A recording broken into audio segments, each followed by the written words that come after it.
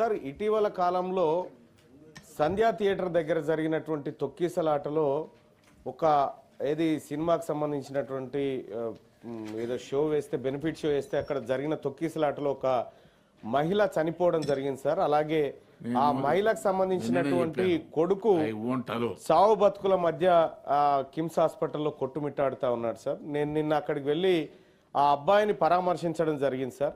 అసలు ఈ బెనిఫిట్ షోల వల్ల ఈ రాష్ట్ర ప్రభుత్వానికి సార్ ఏమొస్తుందో పక్కకు పెడితే ఇటీవల కాలంలో బదనాం ఎక్కువైపోయింది సార్. ఏదో సినీ పరిశ్రమను సినీ రంగాన్ని ఇక్కడ కాపాడాలనేటువంటి ఉద్దేశంతో రాష్ట్ర ప్రభుత్వం కొన్ని అవకాశాలు కల్పిస్తూ ఉంటే అయితే ఆ మరణం ఏదైతే జరిగిందో ఆ ఘటనలో రాష్ట్ర ప్రభుత్వం పోలీస్ శాఖ క్లియర్గా ఎఫ్ఐఆర్ నమోదు చేసింది. నమోదు చేసిన తర్వాత రాష్ట్ర ప్రభుత్వాన్ని బ్లేమ్ చేసే విధంగా సినీ పరిశ్రమలోని కొంతమంది పనిచేస్తా ఉన్నారు అధ్యక్ష. రాష్ట్ర ప్రభుత్వాన్ని బ్లేమ్ చేస్తా ఉన్నారు. ముఖ్యమంత్రి గారిని అలాగే పోలీస్ వ్యవస్థను కించపరిచే విధంగా మాట్లాడుతూ ఉన్నారు అధ్యక్ష.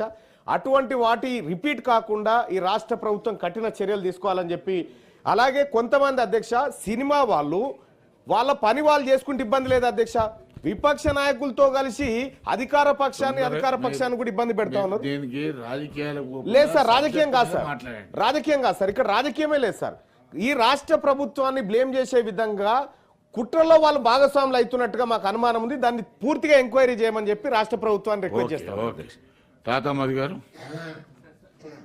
దేవాలయాల విషయానికి వస్తే మనం మేజర్గా మాట్లాడుకుంటుంది యాదగిరి గుట్ట, లేదంటే వేములవాడ, లేదంటే గురించి మాట్లాడుకుంటున్న ప్రాంతాల్లో ఉండేటువంటి పోచమ్మ కానీ ఎల్లమ్మ కానీ మైసమ్మ కానీ ఒకప్పుడు ఆ ఊర్లోకి ఎంటర్ అవుతా ఉంటే ఆ ఊరి పొలిమేరలో ఉన్నటువంటి దేవతను మొక్కి మాత్రమే ఊర్లోకి పోయేటువంటి ఒక ఆనవాయితీ ఉండేది అధ్యక్ష.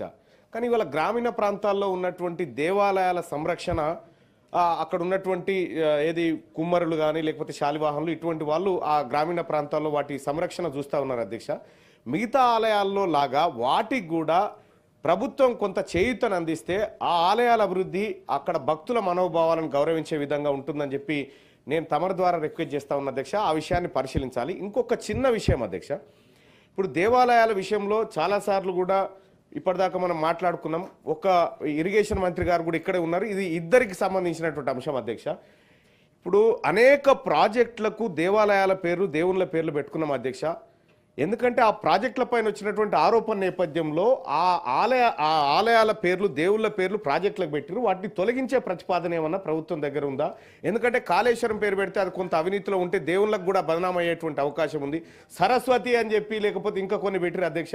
సో వాటి ప్లేస్లో ఎందుకంటే వాటిని దేవుళ్ళ విషయంలో కొద్దిగా ఆ అంశాన్ని పరిశీలించాలి. దేవుళ్ళని విముక్తి చేయాలి. ప్రశ్న అయిపోయింది.